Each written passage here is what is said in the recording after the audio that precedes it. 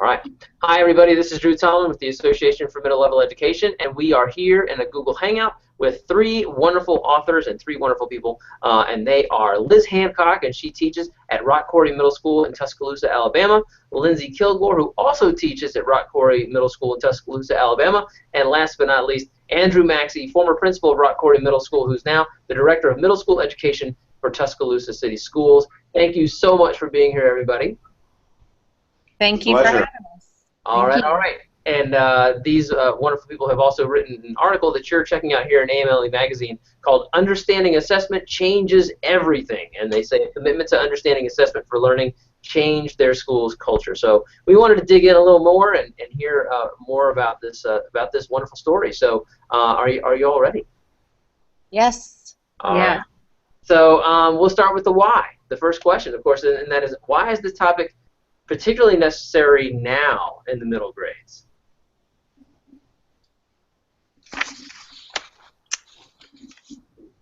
I will start. I believe this is a good topic to start with, or a good topic to discuss now in the middle grades.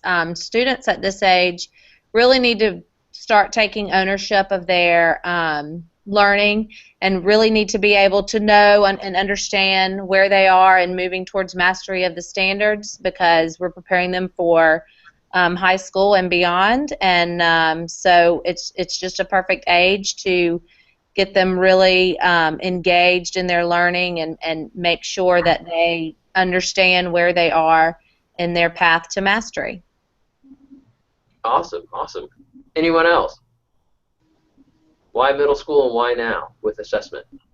I've been a student of grading and assessment for some time in my own practice as a teacher, and then since I've been an administrator. And for me, I'd frankly say that the value of this is not reserved for middle school, but the why now piece is important to me. That the way we're doing grading in public education, unless we have specifically aimed to change it, does not drive learning forward. The purpose of grades for most of us, when a lot of my teaching career and when I was a student, the purpose of a grade was not to help me learn more. It was to document a number that went onto a report card. So for us, taking a look at the purpose of grading and how grading works, the reason to do that is for us to examine our own practice and move students' learning forward in our classrooms. Excellent. So as Lindsay said, it's about that ownership piece that really resonated with me. And Andrew, like you said, it should be about examining the practice and moving things forward. So starting with the why can really help with that. And so now, let's move a little bit to the what. How, or to the how, rather. So our second question: how do young adolescents, in particular, benefit from this kind of grading and assessment philosophy? How does it, and also how does it benefit teachers as well? I can speak a little bit to that. One of the things that with students of that age is it's really important for them to develop metacognitive skills, to think about their own thinking. And that's one of the things that I've seen a lot with my students. One of the benefits they've gained from this is they're thinking more about their learning and focusing on that, and not so focused on chasing grades, but really trying to learn the material, because the mastery assessments are looking at their learning and their understanding.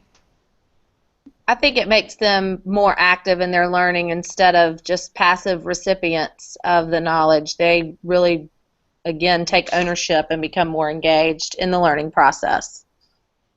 Terrific. I've started talking recently about providing students with learning that's useful to them.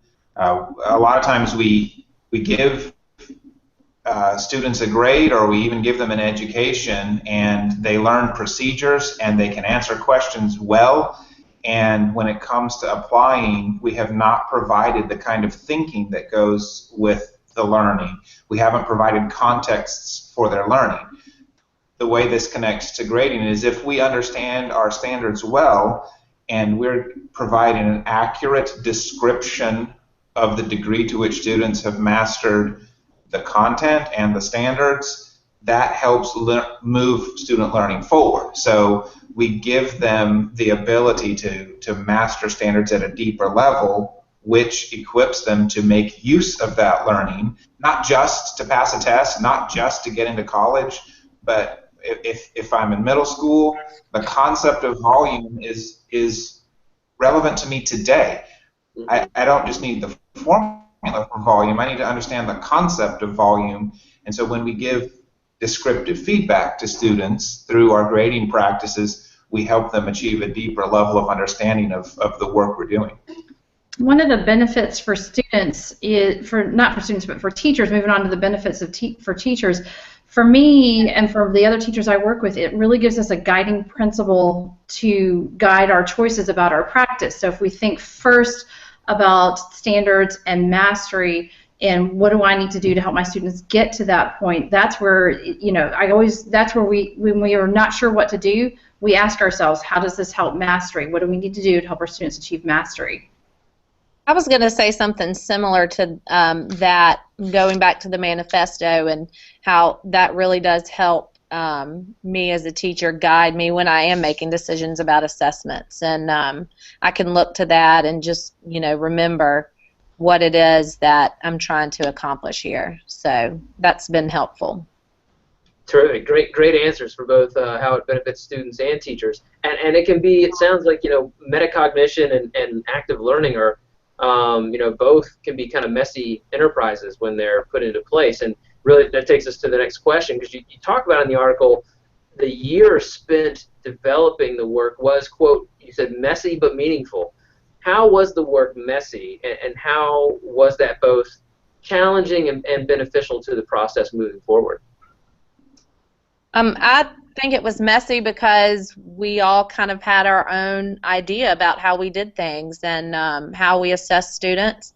And so it was just kind of uncomfortable learning about it and making different choices and maybe kind of realizing that some of the things that we had been doing were not exactly sound practices. But I think that that's ultimately what benefited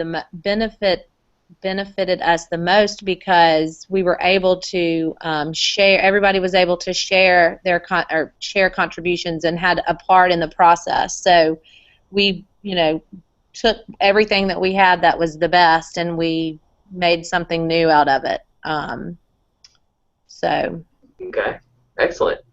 To me, it was almost good that it was messy in the sense that nobody gave us a list of things to do.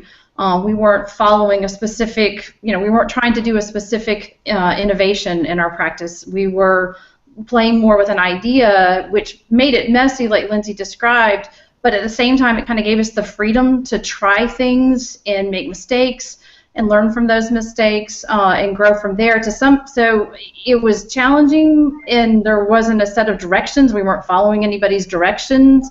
So sometimes it felt like a little aimless, not sure which way to turn, but we had to make those decisions along the way. But ultimately, it was better to go through that messy process for that reason, because we did it ourselves.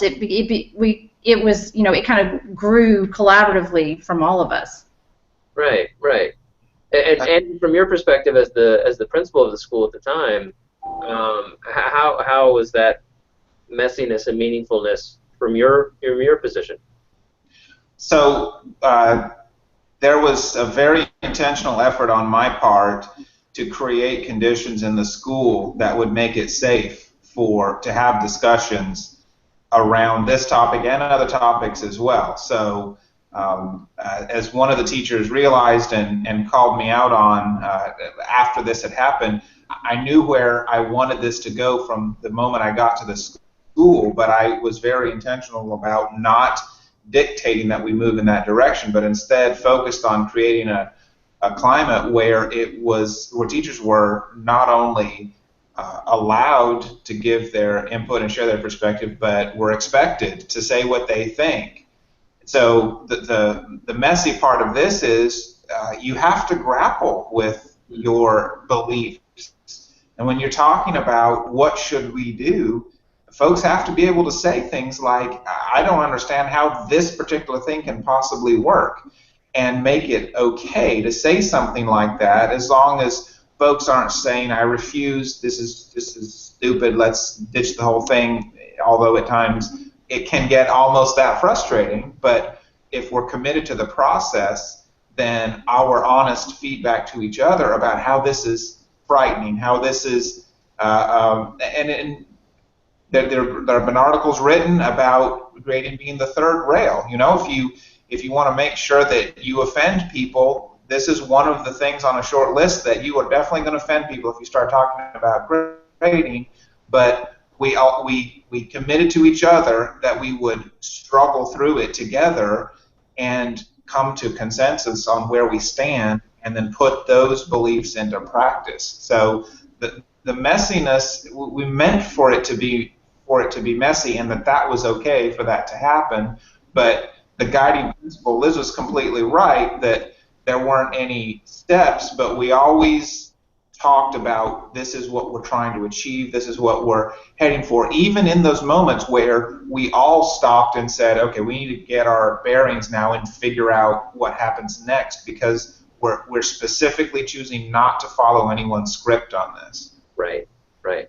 And that's a brave and bold choice, and really, I mean, kudos to all of you and the whole staff on taking this journey. And it's exactly like what we I think want in our classrooms too. Like you said, allowing students to learn from mistakes, allowing learning to be messy. It's the same process. So that's really great stuff.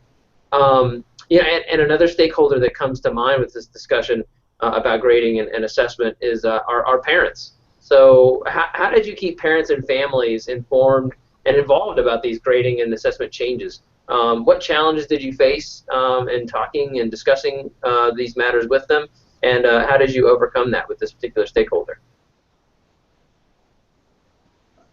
Well, I'll start with some of the informing we did. We were very intentional about making parents aware of the changes we're proposing, and before the spring before we intended to launch this effort, it started by going to a PTA meeting and discussing this with that core group of parents, and telling them there would be an announcement later, but telling them with the full knowledge that they would immediately go start talking to their friends and neighbors about this and start to lay the groundwork. But then we have multiple meetings with parents and very public discussion about this, and then an ongoing process at the school level and at the teacher level of helping parents understand why we were doing this and exactly what it would look like in their practice. And I think Lindsay and Liz can share more about how that worked and some of the challenges, and of course at the school level there were challenges as well.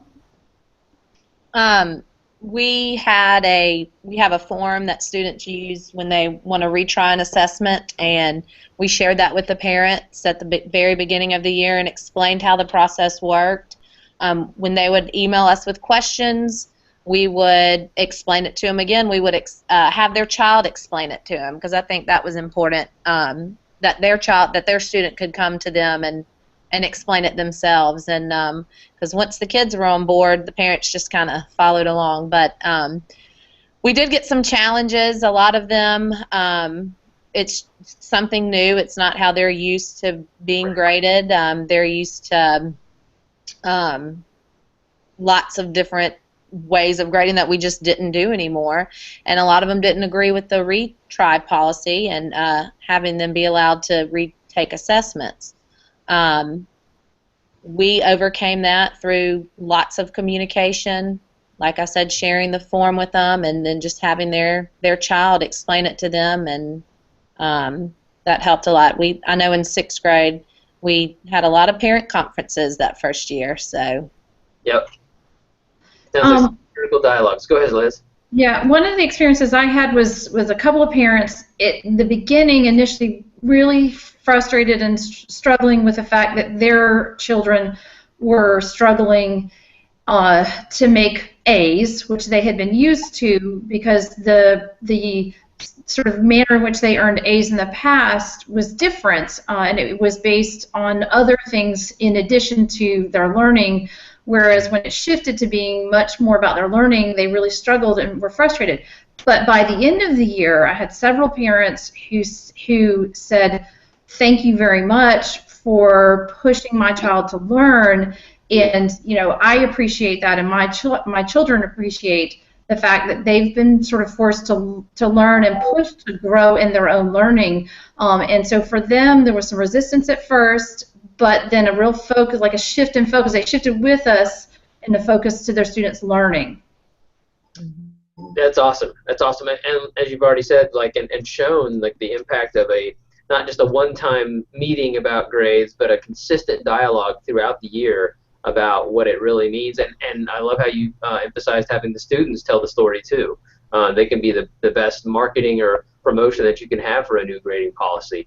And it's always nice to think too that at least parents care enough about the topic to ask. I guess it's sometimes not the squeaky wheel that I'm concerned about, but the wheel that no longer squeaks. If they don't come, then what's the issue there? So in terms of our final question, and this is one of my favorite metaphorical questions, and Andrew, who's on Twitter quite often, knows that this is one of my faves. So get ready. Here we go. If assessment for learning was a food for middle-level education, what kind of food would it be and why? And I don't know if you all have decided on 3 separate dishes because there's 3 of you, or if somehow you've put your chef hats on and you've come up with one singular dish. I don't know. I'm totally ready to be shocked and surprised. We've not coordinated this, but I'll defer to the others. Okay. I can go first. Yeah, I'll go first. So I think of it as a nourishing stew of some kind that requires that you make it from scratch with fresh ingredients, fresh produce. It takes a little bit of work, but it's going to be nourishing for you at the end. Awesome. And that freshness, that takes some work. Good. All right. So we're not talking about finely minced vegetables either. Some of those, in a stew, they got chunks in there you got to work through, right? That's right, exactly. Right. Lindsay, what do you got? Okay. We have a little chain restaurant here in Tuscaloosa called Taco Casa. Okay. That people often say, people from the outside say it's an acquired taste. It's pretty different. But I think assessment is like a extra hot Taco Casa taco, because the extra hot is a little scary, but you can customize it to your own taste. Aha. So it is an acquired taste, and it's a little spicy. Now, is that taco like a crispy shell or a soft shell? It can be whatever you want. All right. So it's kind of like our manifesto. We have these principles in place, and it looks different in everybody's classroom. There you go. See, and I would, in my mind, I'm thinking of a soft taco, because you want to have a framework, but it needs to have some flexibility, whereas a hard crispy taco would be rigid and it would break. So perfect. You can't be like a taco salad, like all loosey-goosey. It's got to be Sorry, I kind of ran with that one on my own, didn't I? Yes. And I'm jealous. Those are excellent answers. So I'm thinking assessment for learning is like all that healthy food, like a Nutribar, or I don't know, dried plums or something like that. That if you've not been eating it, you think it's disgusting and it's terrifying and you don't want to eat that, and it's much better to stick with your chips and fries and Big Macs. But once you get into it, it's good for you, and Lindsay mentioned the acquired taste. Once you've been eating healthy, it tastes good once you've been doing it. But if you've been eating in an unhealthy way, it's very scary to make that transition. So I'll say the broad category of health foods is a good analogy for assessment for learning practices. Well done. That makes lots of sense too. And it affects the body of knowledge, doesn't it? Yes. It does. So well done. So we've got a stew, a hot taco, and a Nutribar. So I think, you know what, that's a picnic worth showing up for sure. Well done. Well done. Well, gosh, Magali, thanks so much, Liz and Lindsay and Andrew, for your time for this Google Hangout. Thank you so much for your answers. Very well done. Thank you. Appreciate it. Thank you for your interest. Oh, of course, yes, and thank you for the article. Really, really great. And thank you for sharing the journey with us and all of its messiness and all of its meaningfulness along the way. Obviously, it's benefiting the students in the school, and in the school system. So thank you so much, and thank you AMLE readers for checking out the article and this hangout here at AMLE. We help you reach every student, grow professionally, and create great schools. All right, thanks guys. Appreciate it. Bye. Thanks.